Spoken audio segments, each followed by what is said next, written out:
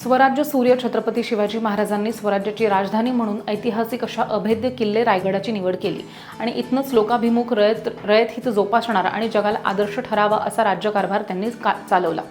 छत्रपती शिवरायांच्या शौर्य आणि पराक्रमानं पावन झालेल्या किल्ले रायगडावर जाऊन राजांचं दर्शन घेण्याची प्रत्येक शिवप्रेमी आणि भारतीयांची तळमळ आणि इच्छा असते। रायगड रोपवे प्रशासनानं अभिमानास्पद आणि कृतिशील उपक्रम राबवलाय। यामध्ये रोपवे व्यवस्थापक श्री खातू सर यांच्या पुढाकारानं हजारो दिव्यांगांना रोपवेतनं विनामूल्य दर्शन घडवले।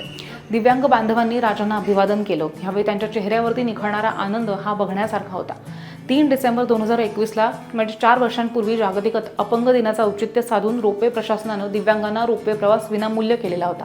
तेव्हापासून ही विनामूल्य सेवा रोपवे प्रशासनानं आजपर्यंत आणि ह्यापुढेही दिव्यांगांसाठी सुरू ठेवली जाणार आहे अशी माहिती रोपवे व्यवस्थापक खातू यांनी दिली आहे। गेल्या 2 दिवसात आतापर्यंतच्या काळातील सर्वाधिक सुमारे 700 ते 800 दिव्यांगांनी रोपवेनं प्रवासाचा आनंद घेतलाय अशी माहिती रोपवे प्रशासनाकडून देण्यात आली।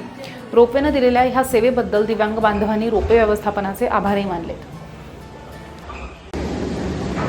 बोला। नमस्कार, माझं नाव खलील रजाक शेख, मी मीरा भाईंदर वरून आलेलो आहे। मला ही रायगड किल्ल्याची रोपवे व्यवस्था आहे ती अत्यंत आनंद आणि सुखदायी वाटलेली आहे।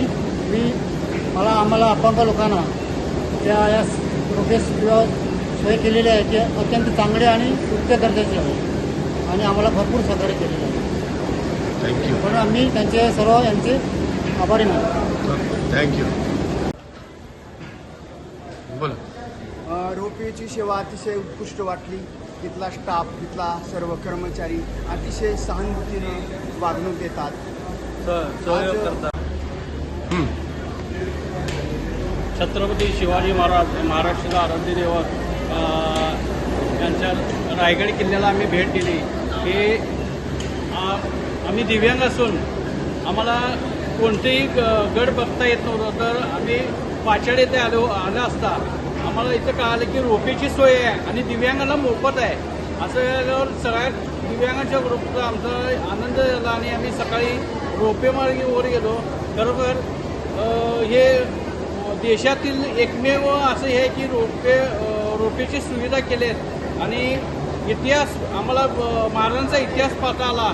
यात आम्ही जे रायगडचे यांनी रोपवेची सुविधा केलेल्या आहेत, जे वयस्कर लोक आहेत, जे पेशंट आहेत, त्यांनाही गड बघता येतो।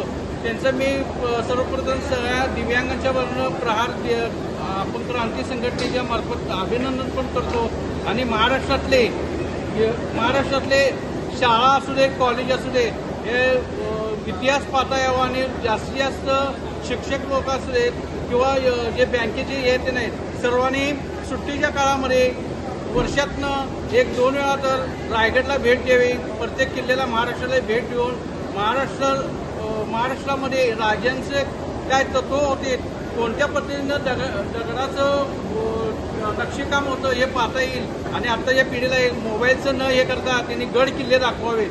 नाव सांगा। हे सुनील नारायण पाटील, प्रहार अपंग संघटना, जिल्हा उपाध्यक्ष, उत्तर विभाग, जिल्हा कोल्हापूर इचलकरंजीवरून आलो। थँक्यू।